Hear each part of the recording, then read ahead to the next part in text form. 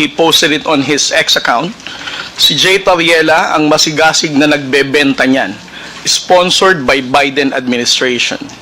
And also last August 23, 2024, he said, "Patriotism my ass. Kayo kaya ang taksil sa bayan dahil sunod-sunuran kayo sa dikta ng Amerika. Booking na ang kawalang hiyaan mo, Jay Tariela." So, sir, this is a good example of how, like Mr. Lopez is countering our factual narrative in the West Philippine Sea.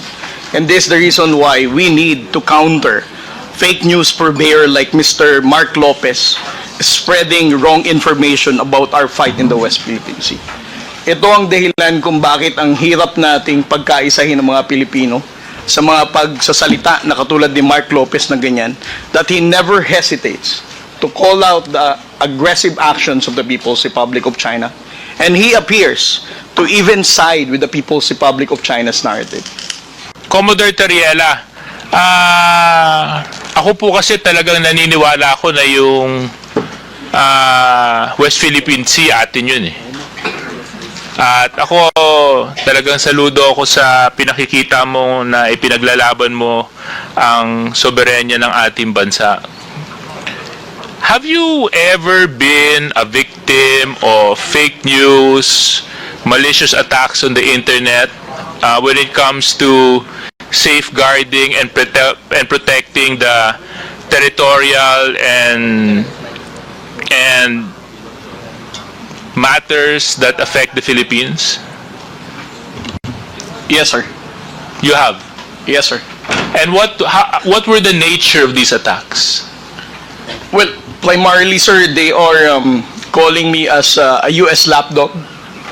I was recruited for CIA that even my mother cannot believe. Sa mukha-mukha lang, sir. Pero sinasabi nila I'm a CIA agent. They are also saying that I am receiving talent fee from the U.S. Embassy. At one point, they also said that I went to the residence of Speaker to receive 3 black bags. Those kind of things, sir. And were these attacks from Filipinos or from foreigners? From Filipinos, sir. From Filipinos? Yes, sir. Okay. I'm sorry for my ignorance. Are those Filipinos present in this room? Yes, sir. They're here now. Yes, sir. Can you point them out? Mr. Mark Lopez, sir.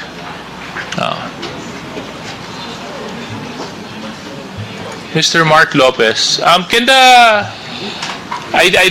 can't seem to. Who is Mark Lopez? Oh, there. Okay. Mr. Mark Lopez. So dito po sinasabi ni Commodore Jay Tariela na meron ka daw pong mga isinusulat na hindi makatotohanan laban sa kanya. Pwede mo po bang ipaliwanag ito? Baka po si Commodore Tariela po ang dapat magpaliwanag kung ano po yung sinulat ko.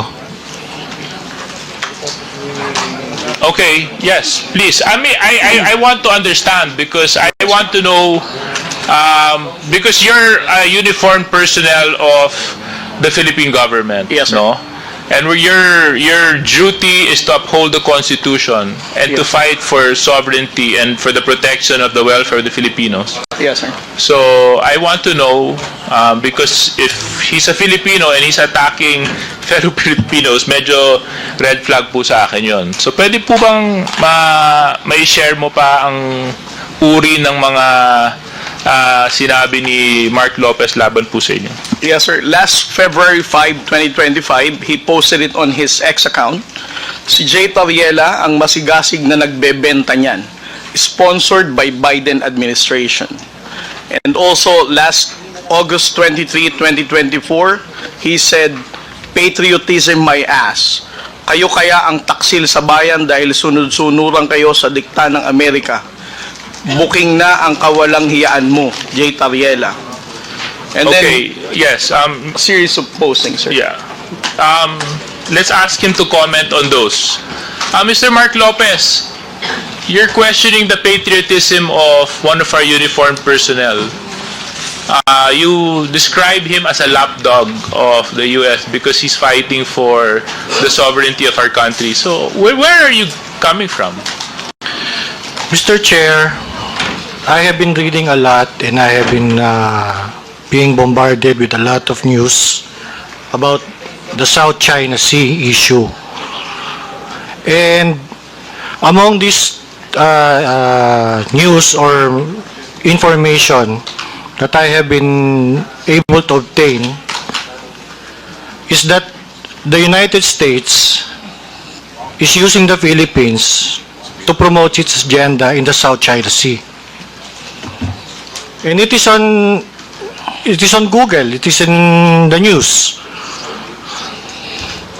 And Okay. the basis of my assertion about Commodore Tariela is very striking because yung pong ginagamit niya mga terms regarding the South China Sea issue is very similar to the United States propaganda regarding the South China Sea issue.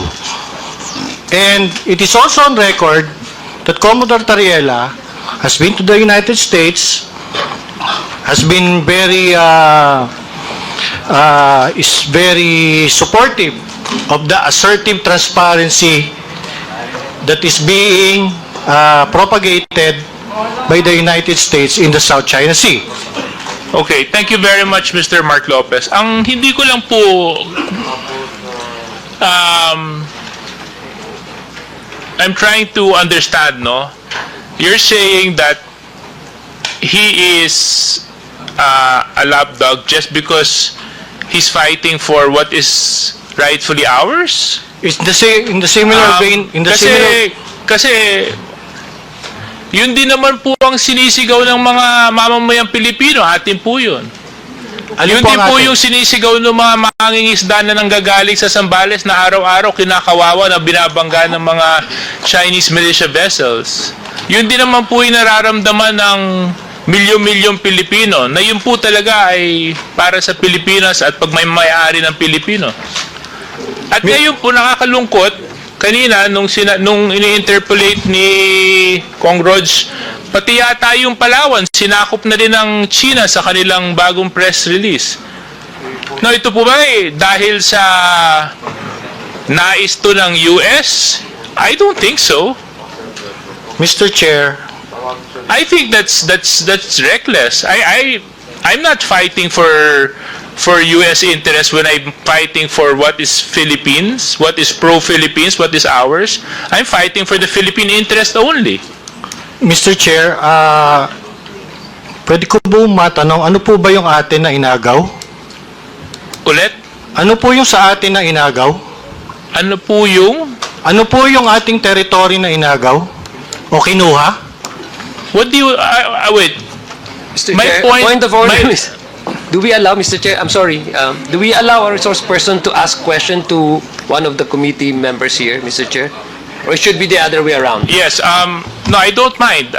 If you want to get into a debate with me, Mr. Lopez, about this, then I'm sure we can. But my point is, you're saying that just because I, for example, believe that that is rightfully owned and that is rightfully by the Philippines, and you're saying, and your logic is, I'm following US dictated narratives. Ganun po ba yun? Mr. Chair, the South China Sea issue po kasi is a very complex issue. And ang nakakalungkot po kasi, ang Pilipinas po ang ginagamit because of our strategic location. The South China Sea issue is a Anyway, Mr. Chair, can I request that that Mr. Lopez be refrained? I just wanted to find out where he was coming from, and he seems that his point is, tama po ba, Mr. Lopez, dahil sa palagay ninyo ginagamit yung Pilipinas? Tama po? Tama po. Okay. So, yes, Mr. Tariela, can you continue? So, sir, this is a good example of how, like Mr. Lopez is countering our factual narrative in the West Philippine Sea.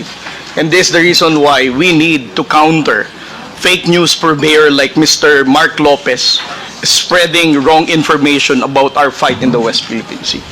Ito ang dahilan kung bakit ang hirap nating pagkaisahin ng mga Pilipino sa mga pagsasalita na katulad ni Mark Lopez na ganyan, that he never hesitates to call out the aggressive actions of the People's Republic of China. And he appears to even side with the People's Republic of China's narrative. Ako, kunyari, nung tinitira ng water cannons yung mga mangingisda natin, masakit sa akin yun. Pag binabangga yung mga Coast Guard vessels natin ng mga dambuhalang Chinese vessels, masakit sa akin yun. Pag yung mga mangingisda natin na malilit ay hindi Mr. Chairman! That what you said. Mr. Chairman, that's fake news! Yes, that is why, just a point of clarification. You mentioned earlier that ang Pilipinas nag-water cannon din sa China. May I know where did you get that information? Was it in the news? Mr. Chair, wala po ako sinabing nag-water cannon sa China. Hindi, sinabi niyo ngayon lang. Hindi, ang sinabi ko po nag-water cannon din po sa Pilipinas. Mr. Mark Lopez, pwede natin i-review yung tape. We are on the record. Kasasabi mo lang yun. At saka, did I hear it right? That he said na nag-water cannon din tayo sa China? Nag-water cannon lang. Nag-water cannon po tayo. Pero, Mr. Chairman, pero Mr. Lopez, Opo. Mr. Chair. Yes, sir. akinig ka po, please. Kasi po, the issue as of now is the West Philippine Sea. The problem with China. Now, nung minention D.S. Suarez about the water cannons, nagsalita ka na tayo din nag-water cannon. Saan yun? Water cannon saan? Kasi yung pinag-usapan natin dito is the West Philippine Sea. Now, tama ka. Hindi mo sinabi na nag-water cannon ang Pilipinas sa China. But ang pinag-usapan natin dito is all about the West Philippine Sea. Now, ano yung sinasabi mong water cannon? Mr. Chair, I premise my statement po kasi, kanina sinabi ko po, that the South China Sea issue is a complex issue Sandali po. Please answer my question. What do you mean that the Philippines is using water cannon? Kasi po yung water cannon is a What? facility. Opo. Huwag ka magpalusot. I warn you. You're Opo. under oath. Ang water cannon Sagutin mo po, po where you refer that water cannon that you hindi po, mentioned. ang water cannon na deployment po kasi is one of the actions taken by a state pag meron po mga dispute na ganyan nga po. Ang Pilipinas, ibig mo sabihin, mag-water cannon din sa China. Pwede po. That's sinabi mo nag-water cannon. Mr. Chair, wala ako sinabi na ang Pilipinas na ginater cannon ng isang kalabang state. Ang Ay, sinabi sandali po. But we're talking about the West Philippine Sea. This will be your last warning. Or else I will cite you in contempt. This is your last warning. You're under oath. Opo. What do you mean that the Philippines is using water cannon? Mr. Chair, ang sinabi ko nga po, ang Pilipinas po, nag-water cannon, pwede po mag-water cannon. Hindi. Walang pwede. Sinabi mong mag-water cannon. Mr. Chair, sige po. Mr. Chairman, with this, Mr. Chairman. Mag-apologize po ako. Mali po ako. Sige po, fake news po ako. Ang sinasabi ko lang po, pwede po ang water cannon sa South China Sea issue. Hindi, ganito lang po. Fake news po ako. Hindi, ang sinabi mo, what you said, nag-water cannon, Mr. Chair. Opo. And Ina-admit ko if po. you want, Ina-admit ko po. we can ask the Secretariat to refer to our stenographers in the back to the statements issued by Mr. Lopez regarding that issue. So, we have never taken, I don't think, that's reckless, absolutely reckless. Anyway, I want to show a photo, but of course. Mr. Chairman, ganito lang po. Mr. Chairman, Mr. Lopez, okay, you apologize? Opo, I But this- apologize po. Yeah, thank you for that apology. Now, this will be your last warning. Please refrain from lawyering or palusot for not telling the truth, or else the next time that you will commit that violation in this committee, I will never hesitate to cite you in contempt. Ipapakulong kita dito. Noted, Mr. Chair. Thank you, Mr. Chairman. Thank you. So,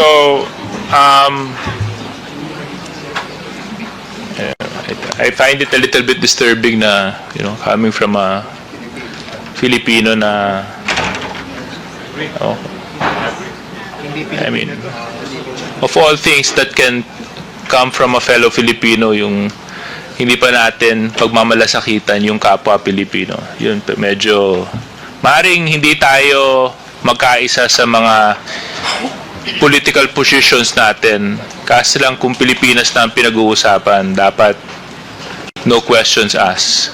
Isang bansa lang, isang bandila lang tayong lahat.